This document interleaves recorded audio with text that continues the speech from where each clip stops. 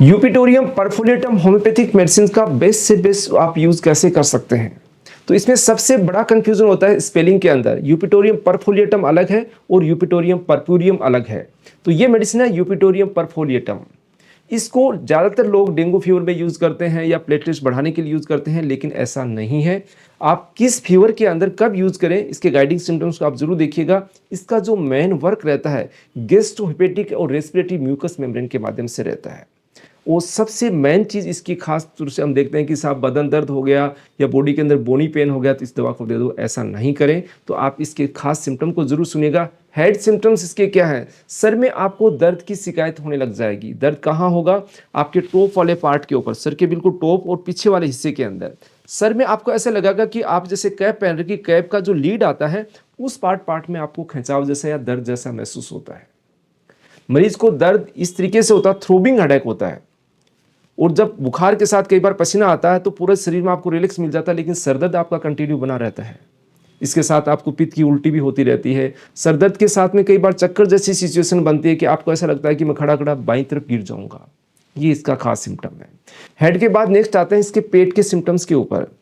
अब मुंह के स्वाद मरीज का कड़वा बना रहता है। जब बुखार आता है तो कई बार मुंह का स्वाद कड़वा बन जाता है। कड़वे के साथ साथ में जीभ आपको कैसी लगी? जीभ पीली, ऊपर से कवरिंग ऐसा लगा कि पूरी पीली पड़ी हुई है। इसके साथ उल्टी जैसा मन करेगा, लीवर की जगह आपको दर्द जैसी शिकायत होगी या पित्त की उल्टी भी आपको इसके साथ में देखने को मिल सकती है। अगर ऐसी शिकायत हो तो इसके बारे में आप सोच सकते हैं। नेक्स्ट मेडिसिन इसका जो सिम्टम आता है वो आता है रेस्पिरेटरी सिस्टम पे।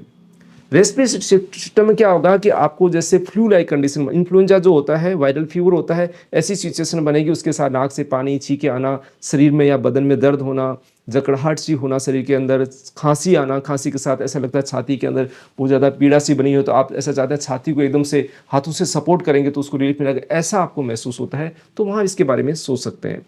नेक्स्ट आता है इसका फीवर सिम्टम्स किस तरीके का होता है। फीवर की स्टेज में क्या होता है?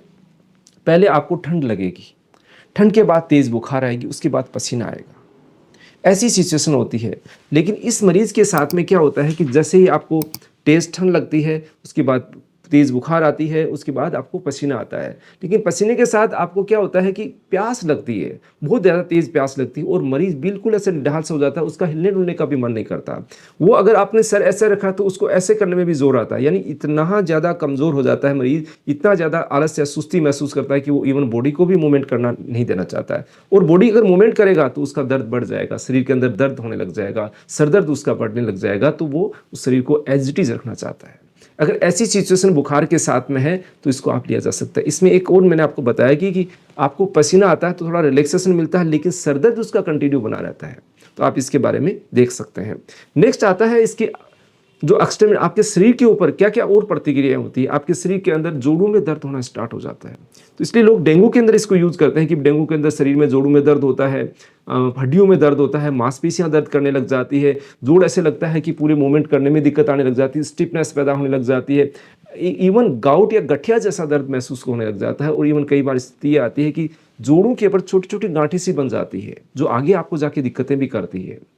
इसके अलावा क्या होता है कि जोड़ आपके स्टिफ हो जाते हैं। मूवमेंट आपकी स्टिफ होने की वजह से आपको बिल्कुल ऐसा लगता है कि बस एक ही पोजीशन में मरीज बना रहे।